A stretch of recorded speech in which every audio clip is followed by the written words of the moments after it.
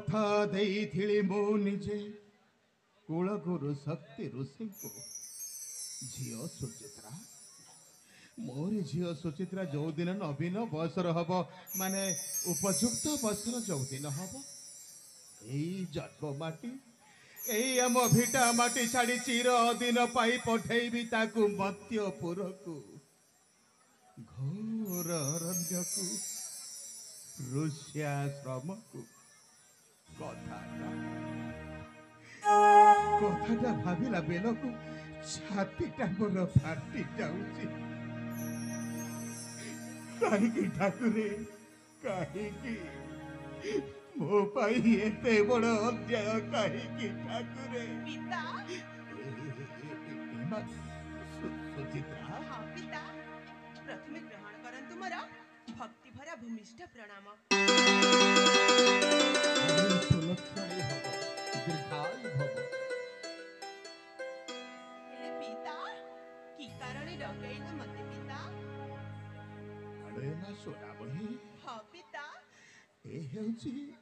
अनेक दिन तलर कथा रे बा की कथा पिता कथा देइथिली झियो कुल गुरु शक्ति ऋषि को हाँ पिता तू जो दिन नवीन बसर हबु रे माँ हाँ एई आम पातालपुर बाटी छाड़ी चिर दिन पाई पठेबी तते पत्यपुर ना पिता घोर अरण्य को ए आपण कोन कहछ पिता दुखर विषय एई रे बा আজি হচ্ছে সেই শুভ দিন সেই শুভ বেলা অপেক্ষারে অছন্তি পুଣି গুরুদেব তবে যথাশীঘ্র বাহারি ଯିବାକୁ ହବ না পিতা মু আপনଙ୍କୁ ছাড়ি কুଆଡେ ବି যাই পারিবিনি পিতা ଏ ମା ସୁନାମୁନି ହଁ ପିତା ଦୈବ ଦୌଡ଼ି ମଣିଷ ଗାଈ ଯେଣିକି ଟାଣିଲେ ତେଣିକି ଯାଇ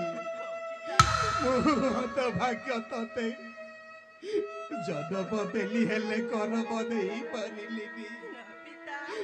ଏଣୁ ତୋରି ପିତା ତୋ ଆଗରେ ଆଜି ହାତ ଯୋଡ଼ି ନତମସ୍ତକ ମତେ ଭୁଲ ବୁଝିବୁନି ଝିଅ ମତେ ଭୁଲ ବୁଝିବୁନି ଯା ମା ମୋ ସୁନାଟା ପରା ଅବାଧ୍ୟ ନ ହୋଇ ଯଥାଶୀଘ୍ର ବାହାରି ପଡ଼ ମା ଠିକ ଅଛି ପିତା ଯେତେବେଳେ ଆପଣ କୁଳଗୁରୁ ଶକ୍ତି ଋଷିଙ୍କୁ କଥା ଦେଇଅଛ ମୁଁ ନିଶ୍ଚୟ ଯିବାକୁ ହିଁ ପଡ଼ିବ ତୁ ସତରେ ଚାଲିଯିବୁ ଝିଅ ହଁ ପିତା ତୁ ସତରେ ମତେ ଏକା କରି ଛାଡ଼ି ଚାଲିଯିବୁ ତୁ ତ ମତେ ଛାଡ଼ି ଚାଲିଯିବୁ ସତ ହେଲେ ଜାଣିଛୁ ଝିଅ ଜଳର ବିହୁନେ ମିନନ ଯେମିତି ଛଟପଟ ହୋଇ ପ୍ରାଣ ତ୍ୟାଗ କରିଥାଏ ଠିକ୍ ସେଇଭଳି ବୋ